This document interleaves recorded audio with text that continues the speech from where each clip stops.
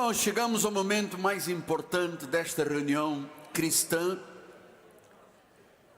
pública, bíblica. Vamos agora voltar aos nossos lugares. Bíblia na mão, amor à Bíblia, paixão pela palavra inerrante. A palavra de Deus se cumpre. Paulo, escrevendo à igreja de Roma, diz no primeiro capítulo, versículos 16 e 17: pois não me envergonho do Evangelho, porque é o poder de Deus para a salvação de todo aquele que crê, primeiro do judeu e também do grego, visto que a justiça de Deus se revela no Evangelho, de fé em fé, como está escrito: o justo viverá pela fé. Que esta palavra abençoe todos os corações. Vamos orar a Deus, vamos abrir o nosso coração, vamos nos dispor para que a palavra seja semeada. Pai amado e bendito, Pai amado e bendito, o meu coração treme diante da palavra. Assim tu mandaste fazer, tremer diante da palavra, porque a palavra que vai agora ser emanada deste altar, o Espírito Santo já preparou os corações, as mentes, para receberem o que dos céus será a provisão para a nossa vida. Fala-nos, ó Pai, em nome de Jesus. E toda a igreja do Senhor diga amém, amém e amém. Muito obrigado, meu bispo amado. Meus amados irmãos, minha família bendita, meus filhinhos em Cristo Jesus, selo do meu apostolado, cartas escritas pelo Deus vivente, meus filhinhos, nós temos usado nestes últimos tempos uma confissão. Eu estou encorajando a igreja a crer e confessar. Então nós vamos começar esta mensagem confessando aquilo que nós cremos, confessamos com os nossos lábios. Então diga com o seu apóstolo: minha vida é uma bênção. Diga: minha vida é próspera. Eu atraio coisas boas à minha vida. Eu venço problemas. Diga: eu estou cada vez melhor. Diga glórias a Jesus por isso. Cada vez melhor, de glória em glória. Esta foi uma confissão de fé. Então, meus amados, deixa eu começar esta mensagem lhe ensinando algo muito importante. O verdadeiro pregador, o legítimo pregador, não tem nada a dizer fora das Sagradas Escrituras. Você não veio aqui para ouvir uma opinião política, você não veio aqui para ouvir alguma opinião econômica, você veio aqui para ouvir a palavra de Deus, as Sagradas Escrituras. Eu não tenho nada a lhe dizer fora das Sagradas Escrituras. As Sagradas Escrituras, a Bíblia Sagrada, são a única autoridade que gera credibilidade a uma igreja e um altar. Nunca espere algo diferente dos seus pastores na Cristo Vive. Toda a nossa igreja é focada na palavra. Diga amém. Isso é importante. Ninguém veio aqui para lhe enganar. Ninguém veio aqui para mercantilizar a sua vida. Ninguém veio aqui para fazer comércio com a sua fé. Por quê? Porque nós temos um legado de fé em nossas vidas. A fé, esta pequenina palavra de 2 letras, é muito poderosa. Veja o que diz Paulo escrevendo a Tito 1:13, ele diz: Paulo, servo de Deus, apóstolo de Jesus, para promover a fé que é dos eleitos de Deus, e o pleno conhecimento da verdade segundo a graça, segundo a piedade. Promover a fé aos eleitos de Deus e um pleno conhecimento. Então, você sabe que o seu pastor, os seus pastores, não têm nada a dizer fora das Escrituras. Isso não é o objetivo da nossa igreja. Não é o objetivo de Deus. Nós temos que promover a fé dos eleitos, pleno conhecimento da verdade segundo a graça. Depois ele diz no versículo 2: na esperança da vida eterna, que o Deus que não pode mentir. Diga, não pode mentir. Diga 2 vezes, não pode mentir. Ele já prometeu antes dos tempos eternos, e em tempos devidos, esse tempo é hoje. Em tempos devidos, manifestou a sua palavra mediante a pregação que me foi confiada por mandato de Deus nosso Senhor. Diz que a palavra tem que ser pregada, porque isto é um mandato de Deus. Portanto, nós não temos expertise em danças aqui na igreja, assim, retetés, não temos expertise em fazer uma coisa fingida, teatral aqui na igreja, não. Nós temos um mandato de Deus para pregar o Evangelho. Isto foi determinado por Deus, nosso Salvador. Então, nós estamos construindo a nossa vida sobre uma rocha. Gerações futuras, nossos filhos, queira Deus, nossos netos, glória a Deus, nossas gerações vão ser abençoadas por causa daquilo que você está sendo ensinado. Nossas vidas têm sido marcadas pela excelência do ministério, pela integridade da pregação. Por isso nós temos feito escolhas certas. A cada passo de fé, a cada decisão que tomamos, estamos envolvidos pelas promessas daquilo que a palavra mandada por Deus nos foi confiada. Temos um legado. Como é que nós seremos lembrados futuramente? Por aquilo que nós armazenamos e deixamos como herança a nossos filhos e a nossas gerações futuras. Teus filhos serão abençoados hoje, tua casa, tua família, e não só hoje, futuramente, porque você é um pai que honra a Deus, você é um pai que crê na palavra, você é uma mãe que crê na palavra, você é uma avó que crê na palavra, você está construindo um legado de fé. Agora veja como é que Paulo diz que isto é tão importante, amado, que construamos um legado de fé, porque em 2 Timóteo 1,5, Paulo diz assim: pela recordação que guardo da tua fé sem fingimento. Ele está escrevendo a Timóteo: você não tem uma fé fingida, mas isto não é teu. Primeiramente eu vi esta fé sem fingimento na tua avó Lloyd. Depois eu vi esta fé sem fingimento na tua mãe Eunice.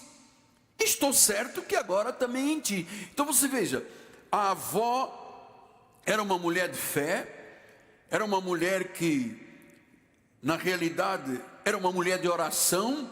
Eunice, a mãe, era uma mulher que honrava a Deus. Ele diz, isto tudo veio dentro de uma família. Portanto, o que eu vejo em você não começou em você, começou na avó, passou para a mãe e agora você é o filho, é o neto, é o filho. Amados, isto é muito importante o que eu lhe vou ensinar esta noite, porque nós somos para Deus, o que nós recebemos de Deus, o que nós somos para Deus, temos que transmitir às nossas gerações. Eu sei que nós vivemos hoje uma atualidade tão diferente, por exemplo, do que viviam os meus filhos mais velhos. Foram criados na igreja, criados na escola dominical. Nós vivemos hoje um plano diferente. Hoje as mídias sociais, hoje o Spotify, hoje o TikTok. Hoje você tem que saber que o mundo hoje é diferente do que era há 20, 30 anos atrás. Mas as nossas responsabilidades continuam as mesmas. Nós temos que, como pais, como avós, como filhos, transmitirmos aquilo que está em nós, a fé, aquilo que nos é ensinado pela igreja. E depois no caminho, 1 Timóteo 1, 3-5, ele diz assim: quando eu estava rumo à Macedônia, te roguei que permanecesses em Éfeso para demonstrar a certas pessoas, a fim de que não me ensinem outra doutrina. Depois ele diz, nem se ocupem com fábulas, com genealogias sem fim, que antes promovem discussões dos que serviço de Deus na fé. Então nós não estamos aqui pensando nos sacrifícios do Antigo Testamento, a alma que pecar morrerá. Nós não estamos aqui achando que Deus não fez uma obra completa e que agora nós temos que completar fazendo os ritos, jejuns, vigílias, sacrifícios. Isto é uma confusão que o diabo tem estabelecido na igreja de Jesus, trazendo a lei para um pacto que é da graça. Então ele diz, não vamos nos ocupar com fábulas, com genealogias sem fim, que promovem discussões, não promovem serviço na fé. Então, versículo número 5. Ora, o intuito da presente admoestação visa o amor que procede de um coração puro, de uma consciência boa e de uma fé sem... Então nós temos duas coisas a falar esta noite. Uma fé que não é fingida, uma fé que não é hipócrita. Eu vou lhe dizer com sinceridade, eu vivo nisto há muitos anos, muitos anos. Eu já vi muita água passar debaixo dessa ponte. E eu vou lhe dizer uma coisa muito importante. Nestas últimas 2, 3 gerações, estamos falando 20 anos atrás, eu nunca vi fé como a fé que eu vejo na Cristo Vivo, amado. Nunca. Eu nunca vi fé como eu vejo nos irmãos de Portugal, que não tendo templo, continuam fiéis à igreja, continuam se alimentando pelas redes sociais, continuam dizimando. Amado, esta fé tem sido passada pelo apóstolo, pelos bispos, passamos aos avós. Nós temos aqui na igreja famílias de 4 gerações, o bisavô passou, o avô passou, o pai passou, os filhos. Isso é muito importante. Uma fé sem fingimento, uma fé sem hipocrisia. Amado, você não tem, certamente nem eu tenho a noção do que é a estrutura do que o Espírito Santo está falando esta noite. Porque a fé não pode ser fingida. A fé não pode ser hipócrita. A fé tem que ter autenticidade. A fé tem que ser genuína. A fé tem que ser verdadeira. A fé tem que ser sincera. A fé tem que ser bíblica. Senão vira hipocrisia, senão vira fingimento. Então, a fé hipócrita e fingida é aquela fé de aparência religiosa, palavras vazias, sem uma confiança real em Deus, uma confiança profunda. Então a fé sem fingimento é visível, por meio das nossas atitudes, por meio do nosso caráter, por meio das nossas ações que demonstram confiança em Deus, em Jesus, na sua palavra. E é isso que Deus está falando esta noite, que a nossa fé não pode ser hipócrita. Tem que ser algo real, tem que ser visível, não pode ser uma coisa fingida. Diga, não pode ser fingida. Diga, não pode ser hipócrita. Tem que ser vista. Você se lembra de Mateus 15, quando uma mulher foi procurar Jesus? Olha só, partindo Jesus dali, retirou-se para os lados de Tiro e de Sidom, e eis que uma mulher cananeia, que não era judia, portanto não tinha direito à bênção de Abraão, diz que uma mulher cananeia que viera daquelas regiões clamava: Senhor, filho de Davi, tenha compaixão de mim, a minha filha está horrivelmente endemoniada. Essa mulher não tinha descendência de Abraão, não tinha legado de fé, mas ela possuía algo que não era hipócrita, que não era fingido, que era verdadeiro. Então ele disse: a minha filha está horrivelmente endemoniada, tem demônio na cabeça dela, alguém fez um trabalho, ela não tinha proteção espiritual, um demônio entrou na vida dela, por favor, ajuda-me, Jesus. Ele, porém, não lhe respondeu. E os seus discípulos aproximaram-se e rogaram-lhe: Jesus, manda essa mulher à fava, despede-a, ela está nos chateando, vem aí clamando, tem uma filha endemoniada, manda ela vazar. Mas Jesus respondeu: mulher, eu não fui enviado senão as ovelhas perdidas da casa de Israel. Ele veio para os seus, ele veio para os eleitos, ele veio para os predestinados, ele veio para os judeus remanescentes da graça. Então ele disse: ela, porém, olha o que é a fé. Ela podia ter dito: puxa, ele não quis me ajudar, ele não me amou, eu vou me embora, a minha filha vai continuar uma mulher presa a demônios, presa a espíritos enganadores. Mas ela veio e disse: não, eu acredito, eu tenho fé, então eu vou começar da seguinte forma: eu vou adorar. E ela começou a glorificar: Jesus, Jesus, Tu és o Rei, Tu és o Senhor. Diga comigo: Tu és o Rei, Tu és o Senhor, Tu és o cabeça da igreja, Tu és o supremo pastor, Tu és o sumo... Eu quero ouvir a Tua voz, vamos lá. Tu és o supremo pastor, Tu és o sumo sacerdote, Tu és Deus, Tu és Rei, Tu és Senhor. Socorre-me. Olha o que diz o outro versículo. Então ele, respondendo, disse: não é bom tomar o pão dos filhos, aquilo que pertence aos crentes, aos da promessa. Não é bom tomar o pão dos filhos e lançá-lo aos cachorrinhos. E novamente ela voltou com a sua fé, sem fingimento, sem hipocrisia, fé visível. Era o caráter desta mulher, apesar de ser cananeia. Ela disse: sim, Senhor, porém os cachorrinhos comem das migalhas que caem da mesa do seu dono. Eu disse: você tem tanto para me dar que eu basta uma migalha. A minha fé me diz isso. E Jesus respondeu: oh mulher, grande é a tua fé, cara. Oh mulher, grande é a tua fé. Ela não desistiu, amado, não desista. Diga: eu nunca desistirei de nada, absolutamente nada. Veio uma negativa, ela diz: não, vou a outro culto. Ouviu outra palavra, não respondeu aonde. Até que Jesus disse: oh mulher, grande é a tua fé, faça-se contigo como quer. A minha pergunta é: quem é grande na fé esta noite? Diga amém. Quem é mesmo grande, diga amém. Então eu vou dizer, com a permissão de Jesus: faça-se contigo como queres. Diga: eu recebo para a minha vida. Eu quero tantas coisas. Diga isto a Deus: Senhor, eu tenho projetos, eu tenho um sonho. Diga no seu lugar. Não importa quem está do seu lado. Diga: eu tenho projeto, eu quero reconstruir a minha família, eu quero comprar um carro, eu quero ter a minha casa própria, eu quero ter um empreendimento, eu quero ter uma carreira, eu quero ser livre do mundanismo, dos maus. Alguma coisa que você quer, então faça-se contigo conforme você quer. Olha o que a fé pode fazer. Olha o que a fé pode fazer.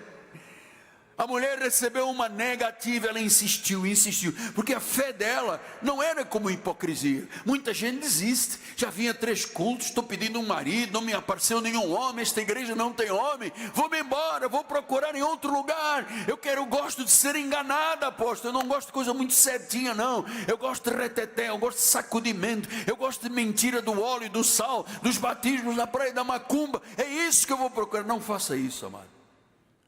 Isso é fé fingida, isso é fé hipócrita. A fé legítima é visível. Esse senhor diz: eu quero uma cura, minha filha endemoniada. Oh minha filha, não, o pão não é para os cachorros. Não, mas o que cai me engana, eu quero. Eu sou mulher, cara.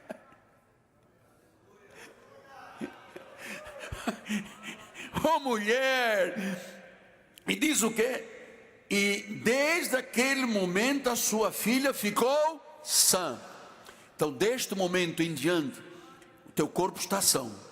Um milagre na tua saúde, um milagre na tua casa, um milagre nos teus empreendimentos, um milagre na tua fonte de renda, um milagre nos teus sonhos. Naquele momento em que ela manifestou a fé, o milagre aconteceu. Esta noite eu creio que Deus está fazendo milagres por causa da fé sem fingimento, porque a fé sem fingimento é a base sólida para resistirmos a dificuldades, permanecermos firmes. É uma fé inspiradora. A fé é inspiradora. A fé é inspiradora. Não adianta você dizer: o mundo me abandonou, ninguém gosta de mim, minha mulher, o meu marido, os meus filhos. Não diga isso, não importa. A verdade é, a tua fé tem que ser visível. Não pode ser uma fé, sabe, fingida, cheia de hipocrisia. Um dia acredita, um dia não acredita. Não. Ela tem que ser a base sólida da tua vida. Não queira nada superficial, não queira palavras vazias, rituais, mas a fé é algo profundamente inspirador. Por isso é que Paulo diz: o que eu vejo em você, Timóteo, não começou com você. Eu vi na tua avó. Tua avó era uma mulher que não faltava reunião de oração, não faltava quarta-feira, não faltava domingo, vinha a escola de capacitação, vinha a juventude. Amado, eu encontrei isso primeiro na tua avó era tremenda, depois eu vi na tua mamãe. A tua mamãe era uma mulher séria, era uma mulher que tinha fé, ela mostrava a sua fé, ela ia ao médico, o médico fazia um muxoxo, ele dizia, não, a minha fé. Ela ia com alguma situação e ela dizia às vizinhas, aos filhos, dizia a todo mundo, eu sou uma mulher de fé. Então se você é homem, diga homem, se você é mulher, diga, eu sou um homem de fé. Só que eu não ouvi você falar isso. Eu quero que você fale alto. Pastor, o senhor está gritando muito. Estou gritando porque dentro de mim há um fogo de uma fé visível. Diga, eu sou um homem ou mulher de fé. Um homem de fé, um homem de fé. Você sabe quando a pessoa vive a fé é perseverante. A fé resiste às provas, a fé está enraizada com Deus. Paulo diz que nós temos uma âncora da fé, segura e firme. Diga firme, segura e firme. Uma âncora, diga âncora, segura e firme. Então, agrada muito a Deus, amado, quando uma igreja é uma igreja de fé. Sem fingimento. A gente não anda aqui, tem um óleozinho, um salzinho, tem uma rosa ungida, tem o quê? Um trevo de 4 folhas. Não, isso é fingimento. Nós somos uma fé visível, uma fé que resiste às provas, uma fé que está enraizada em Deus, uma fé que tem uma âncora na alma. O que Paulo disse em Gálatas 1, 10 a 12? Faço-os, porém, 10. Porventura procuro eu agora o favor dos homens ou de Deus? Eu procuro agradar a homens? Se eu agradasse aos homens, não seria servo de Cristo. Faço-vos, porém, saber, irmãos, que o evangelho por mim anunciado não é segundo o homem, não é fingido. Versículo número 12, porque eu não o recebi nem aprendi de homem algum, mas mediante uma revelação. Que esta noite o Espírito de revelação, a unção do Espírito Santo penetre o teu coração, separe juntas e medulas, vá até os intentos do teu coração. A palavra é viva e eficaz. Diga, a palavra é viva e eficaz. Diga mais uma vez, a palavra é viva e eficaz. É cortante. A fé tem que se ver. Mas está tudo mal comigo, amado. Quer alguém que tem mais lutas na vida do que eu? Eu não vou baixar a cabeça a nada. Eu não vou me curvar a nada. Porque eu creio em Deus ou não creio em Deus, amado. Tem gente lutando, o apóstolo tem que se aposentar. Você vai me ver aposentado com 98 anos, mas vindo à igreja todo dia. E não virei com andador nem cadeira de rodas. Ninguém me porá no solo e tira no solo e muda a fralda, põe fralda. Porque eu sei em quem tenho crido, o meu Deus é poderoso. O teu Deus é poderoso, o Deus da Bíblia é poderoso. Um dia Jesus encontrou um homem chamado Natanael. O Natã, da palavra original.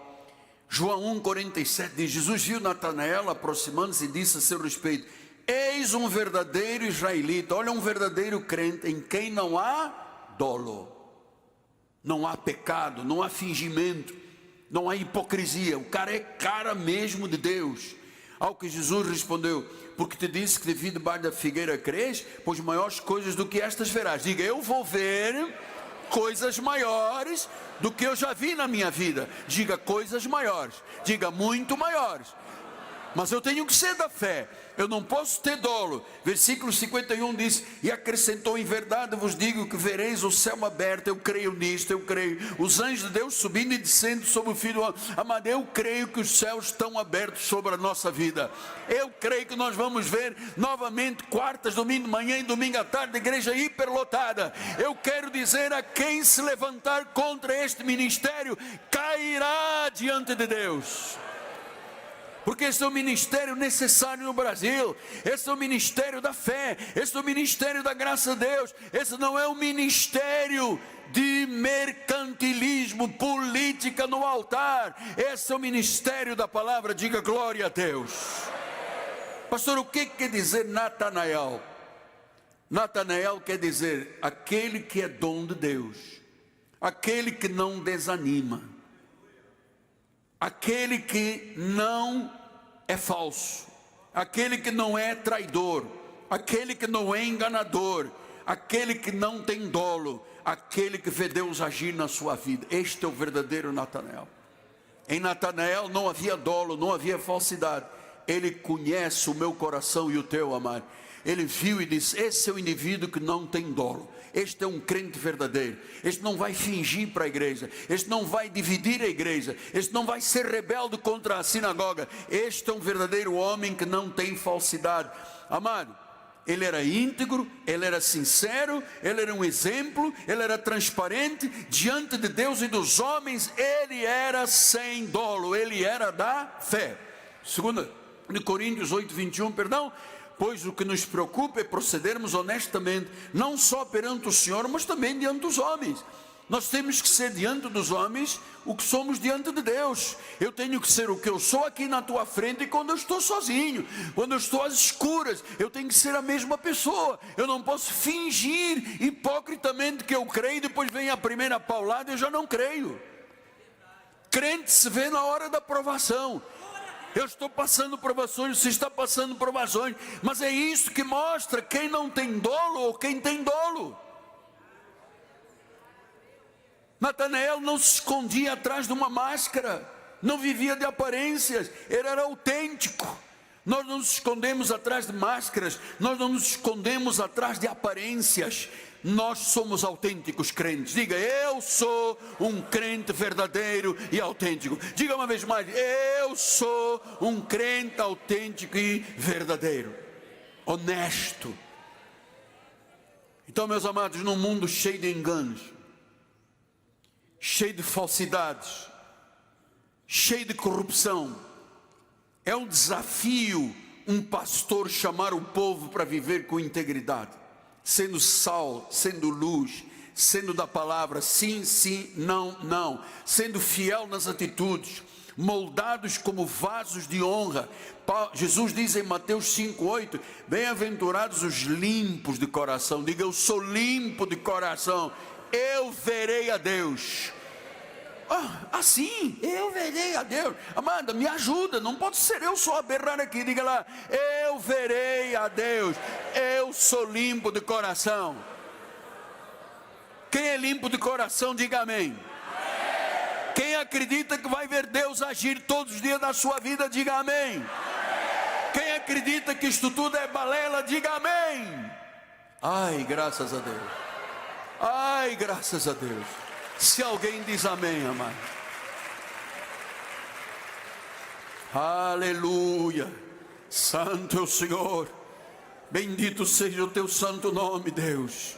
O teu Espírito está neste lugar. Os teus anjos estão aqui acampados. Há uma glória que não é vista com olhos humanos. A glória de Deus enche este lugar. Ele está neste lugar. Há curas acontecendo, há libertações acontecendo, há pesadelos terminando, há situações emocionais sendo esmagadas. Oh, não terás lembrança das coisas passadas.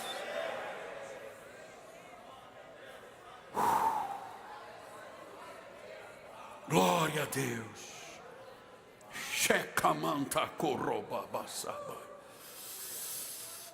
Olha, amados, vitória não depende de esforço humano, depende da fé em Deus.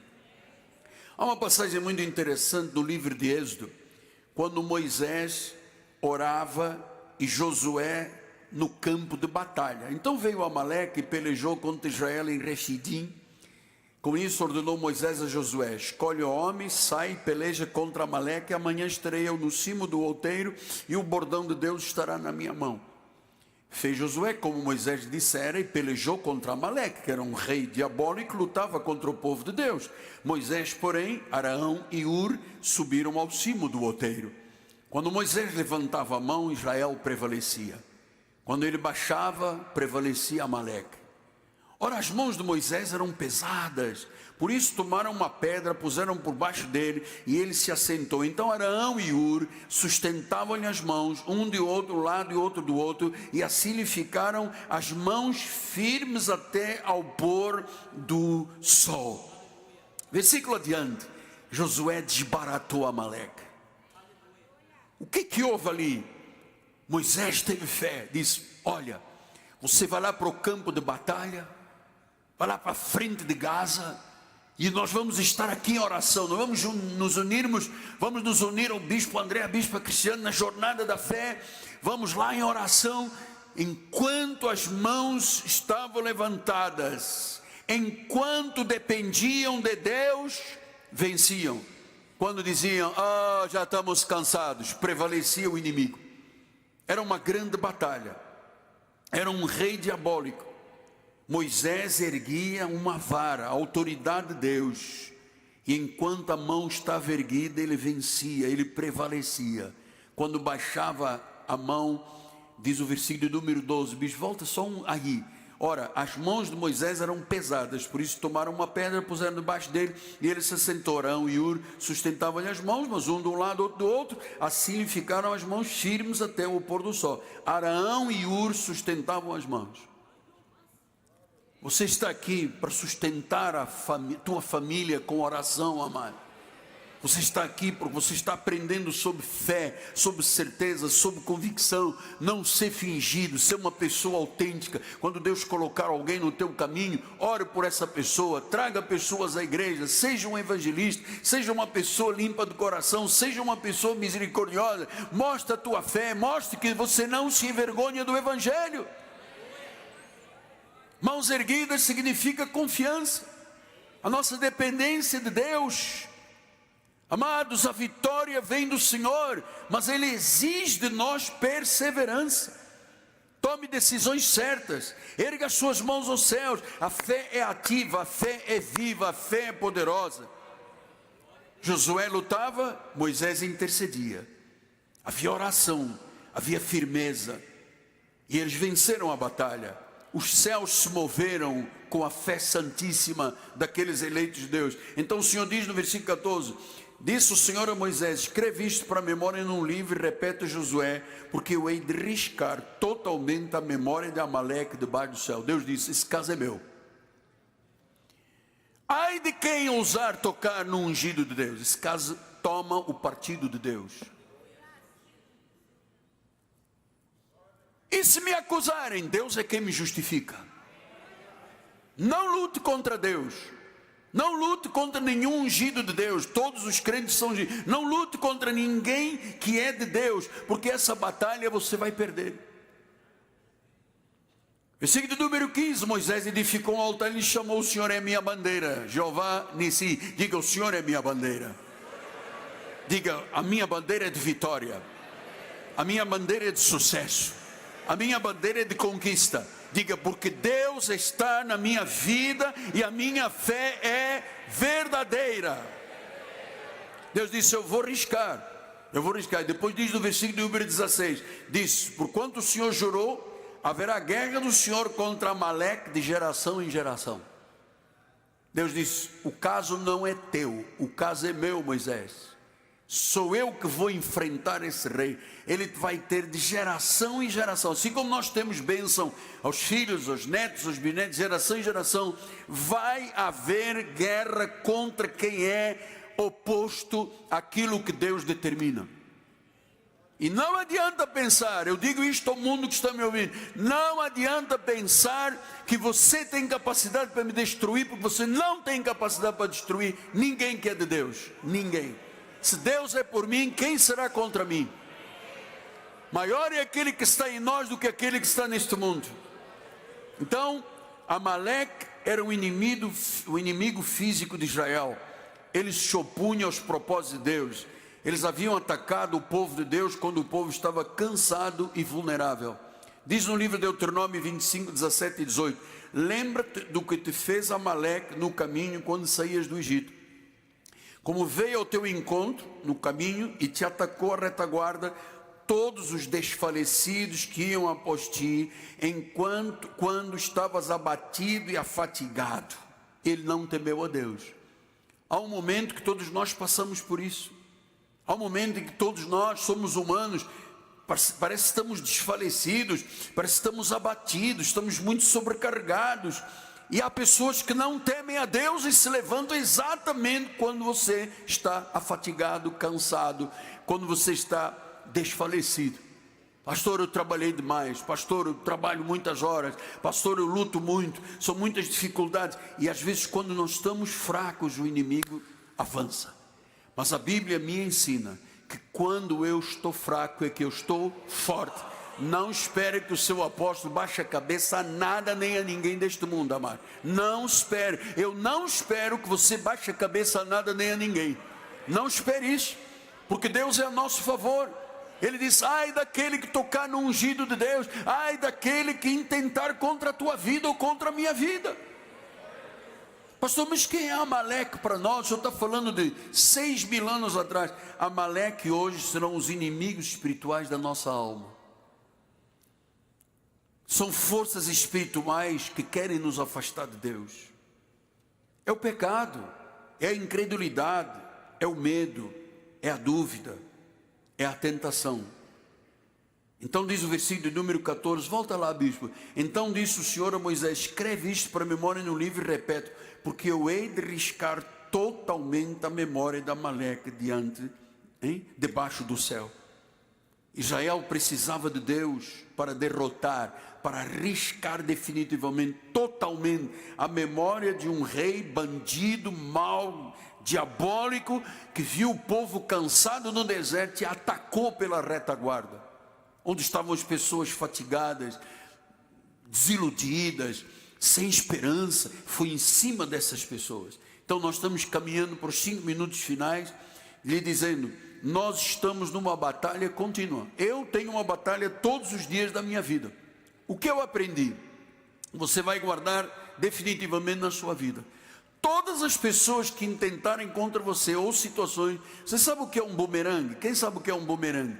Quando você atira o bumerangue, o que acontece com o bumerangue? O bumerangue volta. Aquilo que o homem semear, ele vai colher. E eu não posso responder por ninguém. Eu fiz a minha parte sempre. Eu sempre fui o melhor esposo, o melhor pai, o melhor avô. Eu sempre dei o melhor a toda a minha família. Eu sempre colaborei. Eu sempre fui um aliado de Deus com a minha família, com a minha igreja, com os meus irmãos. Eu sou lutador. Se você bater de manhã na minha casa, vão dizer: o apóstolo está de joelhos, de rosto no chão, em teu favor. Eu não aceito Amaleques na minha vida e na tua vida. Especialmente aquele irmão que às vezes está cansado, sobrecarregado, aflito, e o inimigo vem e usa uma pessoa e intenta contra você. Amado, nós estamos numa batalha. O que eu aprendi? Toda pessoa que intentou o bumerangue voltou. Tenha paz, Deus é por você. Olha o que ele diz em Romanos 8:37. Leia comigo em voz alta, agora com alegria, diga: em todas estas coisas, porém, somos mais que vencedores por meio daquele que nos amou. Ele nos amou de tal maneira, Ele deu a sua vida, Ele morreu a nossa morte, Ele morreu em nosso lugar, Ele se fez pecado e maldição para que fôssemos livres. Ele disse: agora você é uma pessoa mais que vencedora. A palavra grega mais que vencedora, hypernikomen. Hypernikomen diz aquele que supera totalmente, aquele que supera completamente, aquele que tem uma vitória esmagadora, aquele que vence de forma extraordinária, com segurança e com plenitude. É isso que você é. É isso que eu sou. Então, eu não sei se há alguém entre nós que chegou aqui numa situação extrema. Por todos os lados, o inimigo tenta cercar você, tenta pisar você, tenta humilhar você, tenta acabar com o teu bom nome. Eu não sei quem chegou aqui nesta situação, mas eu vou lhe dizer: você vai sair fortalecido dessa situação. Você sabe por quê? É dele que vem a vitória. Ponto final. É dele que vem a vitória. Porque se nós formos fingidos, nós vamos dizer: ah, tá bom, a palavra é isso, é um livro, o senhor está um livro. Agora, se a nossa fé for verdadeira, sem hipocrisia, sem fingimento, visível, a fé extraordinária e inspiradora. Olha o que eu termino com Êxodo 23:20. Eis que eu envio um anjo adiante de ti, para que te guarde pelo caminho e te leve ao lugar que eu tenho preparado. O Senhor tem preparado, Ele já foi adiante de nós, Ele tem preparado a vitória, Ele tem preparado aquele documento da tua casa, do teu terreno, da tua casa de praia, do teu sítio, daquele grande negócio que você vai fazer, aquela empresa que você está criando, o aumento da tua fronteira. Ele disse: eu vou enviar um anjo diante de ti para que te guarde, porque no meio, você sabe, às vezes as pessoas desistem no meio da luta. Porque aquele irmão, porque aquela irmã, porque o Joãozinho diz, porque a Cisporina diz, o Godofredo, e você fica olhando para os outros em vez de olhar para Jesus. Ele já mandou um anjo adiante. Ele vai te guardar nesse caminho, porque às vezes falta um mês para fechar o negócio, falta um mês para fazer uma grande venda, falta um tempo para a cura do que o médico falou. Então ele diz: para que te guarde pelo caminho. O caminho às vezes é o espaço que nós temos que esperar para Deus manifestar alguma coisa importante. Ele disse: leva ao lugar que eu tenho preparado. A Bíblia diz: nem olhos viram, nem ouvidos ouviram, jamais penetrou no coração do homem o que Deus tem preparado para aqueles que o amam. O que Deus tem preparado para aqueles que o amam. Amaleque disse: eu vou destruir esse povo, eu vou ver onde tem os fracos, os abatidos, os aflitos, aquelas pessoas que não têm mais força, eu vou atacá-los. Só que Deus estava lá e disse: Moisés, deixa ele comigo. O caso agora sou eu vou riscar o nome dele, e de geração em geração, quando os filhos dele, os netos dele, os bisnetos dele, todas as gerações vão saber que eles tinham um bisavô, um tetaravô maluco, maldito, demoníaco, e que Deus o venceu. Deus o venceu. Chama-se fé de quê? Fé legítima, fé verdadeira, fé inspiradora. Você precisa disso para viver, porque a nossa fé é viva. Você precisa desta fé, porque Deus já preparou um lugar, Ele já preparou uma situação, Ele já abriu uma porta, Ele já fez um caminho, Ele já foi adiante. Agora, amado, Ele diz: você não está nisto sozinho, eu vou enviar anjos e pelo caminho eu estou aqui. Eu estou aqui. Deus está aqui conosco. O diabo pinta e borda muitas vezes, ele tem estratégias, ele arma armas forjadas. O profeta Isaías diz: armas forjadas não prevalecerão. Mas o homem mau, o enganador, o sanguinário,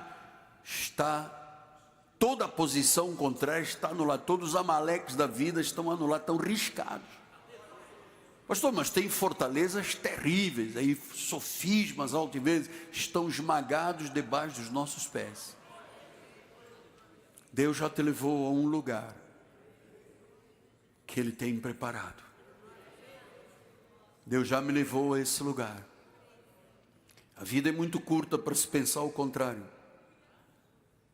Semana passada, no sábado passado, talvez a mulher mais importante do Brasil, pastora, bispa mais importante do Brasil, esposa de uma pessoa que eu admiro muito, de uma família muito importante na obra de Deus, das Assembleias de Deus, subitamente, o coração parou. Às vezes as pessoas ficam gastando tempo, né? Luta, abre o olho, faz, e às vezes, num segundo acaba tudo. Então nós estamos numa peregrinação. Eu tenho 3 minutos, deixa eu lhe falar uma coisa muito importante. Nós somos uma igreja que tem muitos idosos. Começando, agora pegou a moda de me chamar de idoso. Não sei porquê, o cara é idoso,